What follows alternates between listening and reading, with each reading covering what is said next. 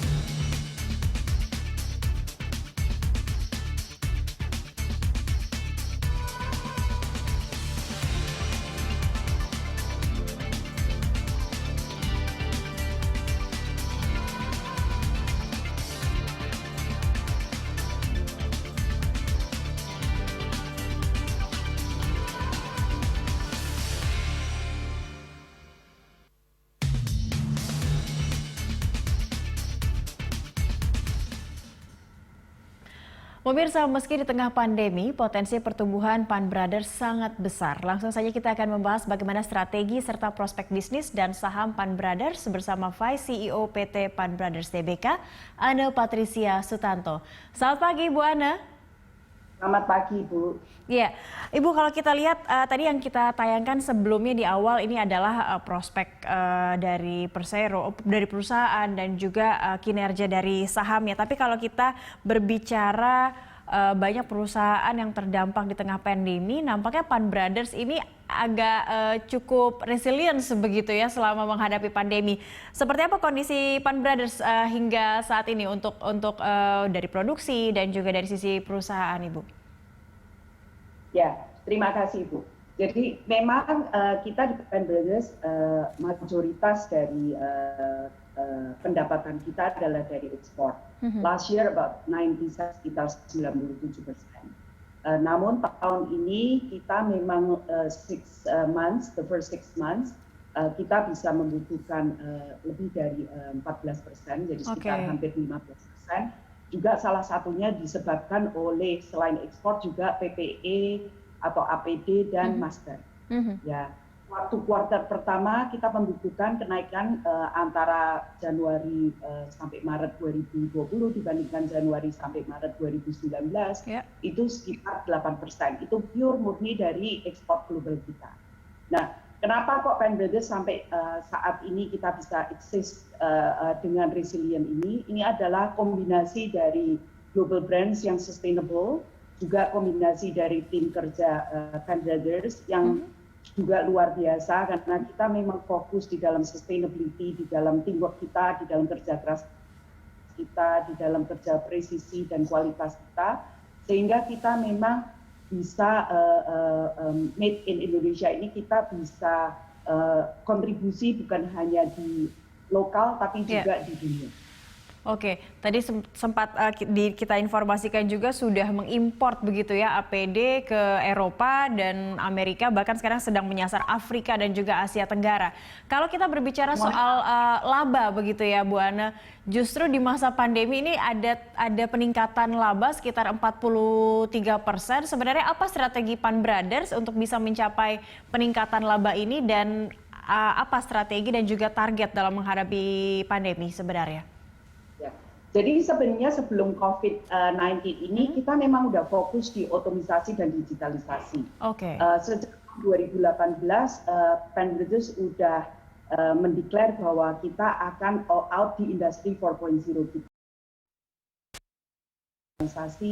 yang memang kita cukup beruntung bahwa di tahun ini kita sudah hampir mayoritas dari seluruh pabrik kita sudah digitalisasi, mayoritas dari business proses kita juga sudah cukup otomisasi, sehingga yang terjadi di COVID-19 ini tidak membuat kita, walaupun perlu social distance, walaupun kita perlu ada 2 shift, karena awalnya dari 1 shift untuk social distance kita perlu 2 shift, kita juga tidak mengurangi output, malah surprisingly output kita bertambah.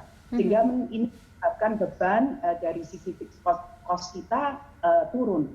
Itu yang menyebabkan laba kita bertambah. Jadi memang digitalisasi adalah key ingredients dari Pan Bridges sejak tahun 2018, tapi yang kita kick off, tapi memang di 2019 dan jelas ini di 2020 terasa sekali manfaat. Artinya otomatisasi dan digitalisasi yang ternyata sudah disiapkan oleh perusahaan sebelum terdampak pandemi ini menjadi sektor yang mendorong peningkatan pendapatan, begitu ya Bu Ana ya? Menjadi ingredients ya. Menjadi ingredients ya, oke. Tapi untuk target pendapatan di 2020 sendiri seperti apa sejauh ini Bu? Ya, kita mentargetkan untuk sampai dengan akhir tahun ini kita bisa tetap di year to year ya, meningkat antara 10 sampai 15%, kita fokus di 15%, dan kita mengharapkan juga dari sisi pendapatan secara nominal juga bisa bertambah sebesar itu. Oke, kalau tadi sempat disebutkan juga ada realisasi capex 3 juta begitu, 3 juta US dollar, ini untuk apa saja dan akan direalisasikan, akan didistribusikan kemana saja capex yang dipersiapkan saat ini? Jadi memang 3 juta itu yang sudah terrealisasi sampai dengan semester 1 2020, dan itu mostly adalah untuk kegiatan upgrading yang sudah menjadi kita punya program. Harusnya sebenarnya malah lebih, tapi karena ada banyak PSBB, jadi beberapa tenaga kerja asing atau beberapa hal yang menyebabkan kita tidak bisa import mesin dan sebagainya, itu menyebabkan kita juga agak delay.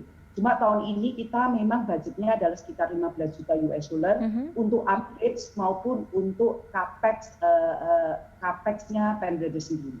Dan kita mungkin kurang lebih sekitar 70-80% lah terrealisasi budget expenses untuk capex kita. Oke, dan apakah memasukkan rencana untuk memperluas impor ke Afrika dan juga Asia Tenggara atau mungkin negara-negara lain di dunia terkait APD ini masuk ke dalam target dari realisasi capex juga? Ekspor ya, ekspor. Import. Ya. Jadi kalau kita ekspor memang saat ini kan memang non PPE dan masker kita sudah ke berbagai negara di dunia. Ya, seluruh dunia. We are actually everywhere ya, made in Indonesia buatan Pan Bridges. Cuma untuk masker kita sudah mulai dari April ke Amerika, ke Asia Tenggara, juga ke Kanada dan Eropa. Sedikit ada ke Australia juga untuk masker. Untuk PPE kita baru saja mendapatkan lisensinya untuk bisa ekspor, karena Government of Indonesia sudah buka, tapi dengan pembatasan itu dari bulan Juni, dan kita arahnya jelas ke negara-negara yang membutuhkan, khususnya di US, di Eropa, juga ada di Asia, juga ke Middle East maupun Afrika. Oke, artinya hampir seluruh dunia juga menyasar dan mengambil begitu ya produksi APD dengan ekspor dari Pan Brothers ini kepada beberapa negara di dunia yang membutuhkan APD saat ini. Kalau terakhir mungkin singkat nanti menuju segmen berikutnya nanti Bu Ana, investor baru ini sudah masuk begitu dari Singapura dan juga Burlingame International. Ini seperti apa investasinya pada Pan Brothers atau PBRX? Kita lihat memang saat ini kita memang lebih fokus di dalam fundamental Pan Bridges. Cuma kita merasa bahwa investor-investor mulai key in kepada dunia investasi di bursa efek ya. Hanya memang semua juga melihat secara nggak hanya secara short, tapi juga medium term dan long term.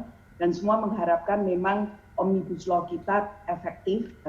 Setelah efektif baru di situ akan terasa, akan lebih banyak investor asing akan masuk, bukan hanya ke saham tier 1 tapi juga tier 2 dari saham-saham di Indonesia. Dan kita harapkan Pan Bridges adalah salah satunya.